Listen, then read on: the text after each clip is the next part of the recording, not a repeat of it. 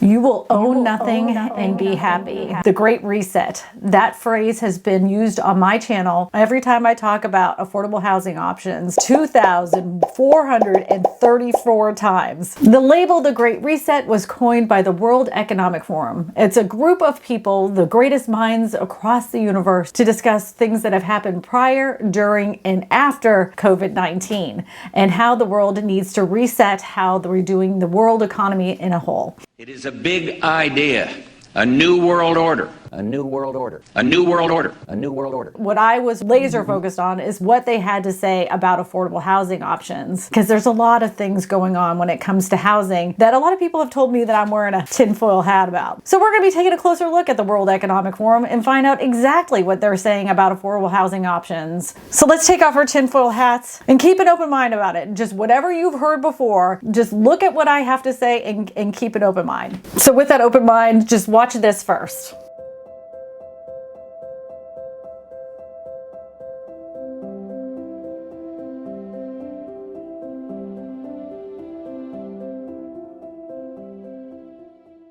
I mean, that sounds pretty normal. When you're watching that, I mean, it really does make sense to me. I've been talking about that for eons on the channel. Manufactured homes and manufactured home building, first of all, is more ecologically sound when it comes to building and the amount of people that you would need to build those houses. Secondly of all, the time it takes to build one of those houses is half. Thirdly of all, it's a lot less expensive. Fourthly of all, they're energy efficient. Lastly, and most importantly, for you as a consumer, you get the same quality house as a traditional stick-built house. You get the same exact mortgage, and it is energy efficient where you have lower bills altogether. All of that sounds pretty reasonable, right? But, you know, there's always a but. You know how like a while ago I've been talking about how all these big corporations, they were buying up all in the Sunbelt area. 60 Minutes did a special on it. And what did I tell you were the two main culprits of buying up all of these homes? The names might sound very familiar to you. That is BlackRock and Blackstone. And do you know who sponsors the World Economic Forum and receives money from the World Economic Forum? Shockingly enough, BlackRock and Blackstone.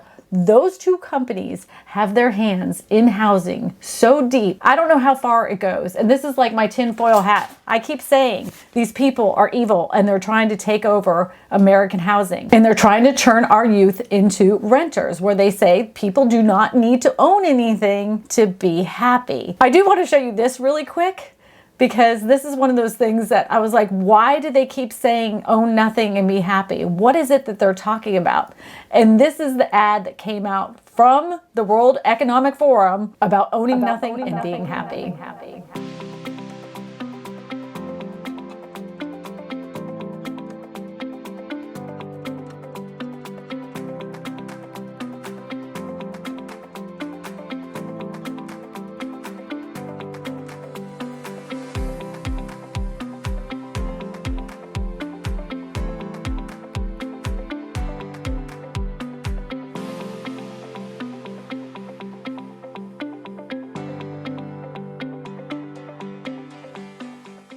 Sure, they're not really talking about housing, but I feel like that is the catalyst to eventually be like, oh, you're going to rent tools from us, like, you know, from the library. How is that any different from you renting a house from us, you know, to be happy? You know, you could move on with your life. You don't have to take care of a house. Did the World Economic Forum say that they want to turn people into renters?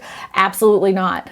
Has BlackRock and Blackstone said that they wanted to turn everybody into renters? Yes, they have. They said they wanted to be America's landlord for many years now, way before the pandemic. That has been their ultimate goal. It's been all over the news how many housing markets they're in. They're in Texas. They're in Phoenix, Arizona. They're in Miami, Florida. They're in Tampa, Florida.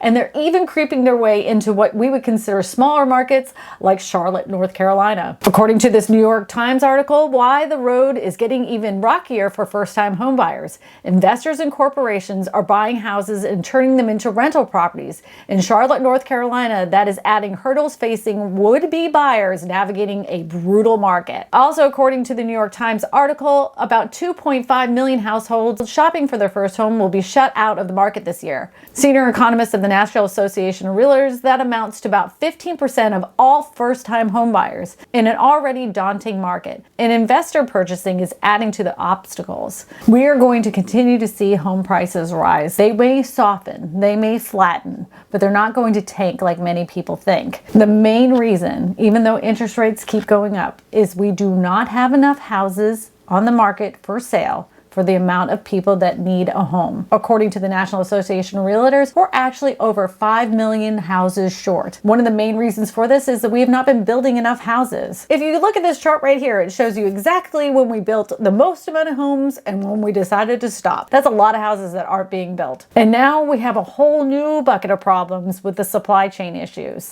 This is when I put in my tinfoil hat again. What if some of the supply chain issues could have been manufactured to make housing prices higher? I mean, we saw lumber go up really high. And from what this clip is telling me from CNBC, we're gonna be seeing cement go up the roof. COVID caused disruptions in supply.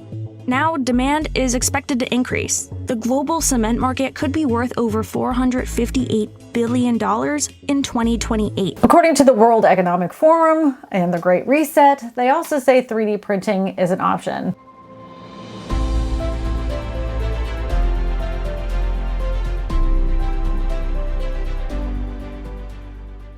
This is my own personal opinion about 3D printed homes, and you can take this with a grain of salt. Don't get me wrong, they're really cool to look at, but on the scale that they would need for a neighborhood makes me extremely nervous. First of all, the cement. What kind of cement is it? They've never said what kind of cement it is. It's a secret mixture. And even though they'll give you a 50-year warranty for the poured slab and your house itself, who knows if that company is even going to be in existence in 50 years.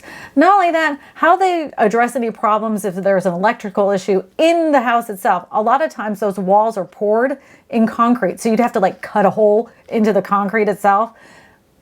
It looks nifty, don't get me wrong. I think the whole idea and the concept is something to look at. I just don't think they're quite there yet. Not only that, you'd have to have a special engineer on staff watching the whole process of the pour. Another thing that people do not consider, just like anything you print, think of it exactly how you print a sheet of paper.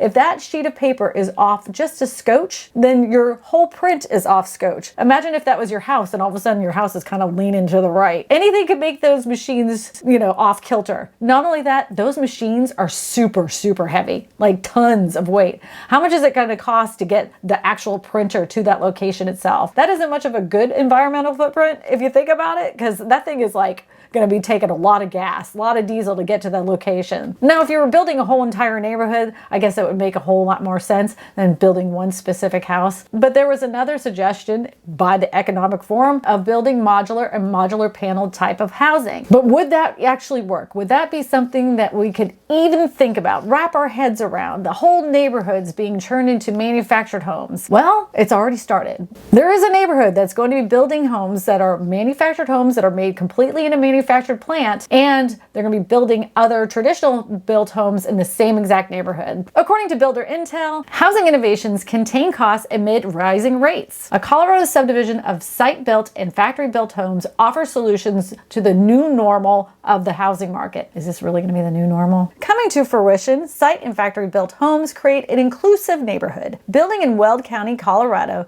the Fruition subdivision will be a 3,500-acre master plan community, sometimes referred to as a PUD, that will offer homebuyers a mix of site-built and factory-built options. The team will offer as many as 2,500 factory-built homes in the community, with the first phase of the development already underway. This is the interesting part. This says it will be a savings of $65,000. And it goes on to say, with a focus on homes that are eligible for MH advanced financing and Gateway American resources, sought a level of curb appeal, building materials, and interior finishes that are consistent with site-built homes and customers' expectations. These homes are built to the Department of Housing and Urban Development Code. So if you break that down, that means they're not built to the same standards of traditional built homes. There are a HUD manufactured home. Like some people will call them mobile homes. Some people will call them trailers. So I'm going to pass that question off to you. If you were going to buy a house in a neighborhood, would you be okay with some of your neighbors being in a house that would be considered a mobile home or a manufactured home? Would it bother you? Only time will tell if something like this will work. And I really am interested to see how they're going to make this look more curb appealing. One of the biggest factors that makes most people turned off by them is the way that they look. They look like a manufactured home. They just look like a tube that goes straight across. There's nothing about them that makes it feel like a traditional built house. If they can actually make them look like traditional built homes, that they don't look like that cylinder, I think they have a winning combination there. But if they can't, that could be a real nightmare for the people that have bought a traditional built home, and it could possibly bring down their property values. I'm not 100% sure on this. This is totally experimental. Until we see it, we don't know what will happen. But I think it's an excellent resource for people that are looking for that first time home. And if it's in a neighborhood that is being well taken care of, like a traditional neighborhood, it could be the thing that saves us and gets us out of this whole nightmare of affordable housing options. Because that's what people always complain about. They're like, I don't want to live in a trailer park. Well, if it wasn't a trailer park and it was a real neighborhood just like everybody else's, then maybe this could be the thing. You let me know. What do you think? Do you think this will work, or do you think this is a high hopes for nothing? Now, I know I didn't touch on everything when it comes to the Great Reset. I just wanted to talk about housing, but I would love to hear your comments in the comments section below, and I will be reading every single one of them. To watch more videos about the affordable housing crisis here in the United States, go ahead and watch these videos right here. My name is Kristina Smallhorn, your real estate whisperer, and I tell you all this because good real estate information matters.